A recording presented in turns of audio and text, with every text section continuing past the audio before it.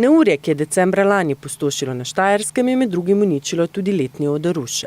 Zaradi padajočih dreves sta se delno porušili tribuna in ograja. Tako so konec letošnjega aprila zaradi bližajoče se festivalske sezone začeli z obnovitvenimi deli.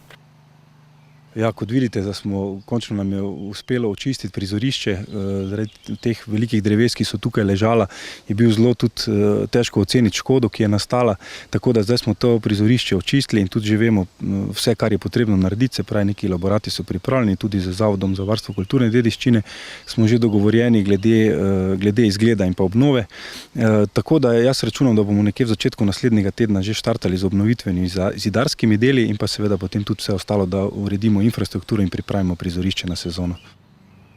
Vrednost obnove je ocenjena med 11 in 15 tisoč evrov. Sanacijo pa želijo vzpostaviti prvotno stanje, čeprav imajo tudi željo, da bi prostor razvijali. V Zavodu Cezam, ki v Rušah skrbi za prireditve, želijo sredstva za obnovo pridobiti iz državnega proračuna. Najprej bomo financirali seveda sami, potem pa računamo na pomoč države, pri tem namreč obstaja sklad za obnovo spomenikov po naravnih nesrečah. Mi bomo vsekakor kandidirali za ta sredstva in potem tudi upamo, da bomo dobili potrjena, da dobimo povrnjene stroške. Z obnovitvenimi deli bodo zaključili v začetku meseca junija, saj bodo že 8. junija otvorili novo poletno sezono s komedijo Matjaža Javšnika in koncertom srbske skupine SARS. V polnem teku pa so že priprave na 19. festival Letni oder Ruše.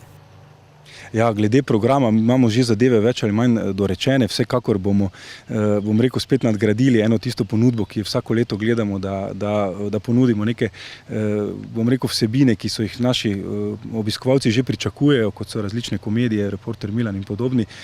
Seveda pa tudi bomo nadgradili z novimi izvajalci in pa seveda bomo ponudili eno presenečenje, kar pa zaenkrat naj še ostane skrivnost, ker namreč uradno kampanja štarta šele čez 2 tedna in bomo potem počakali do takrat.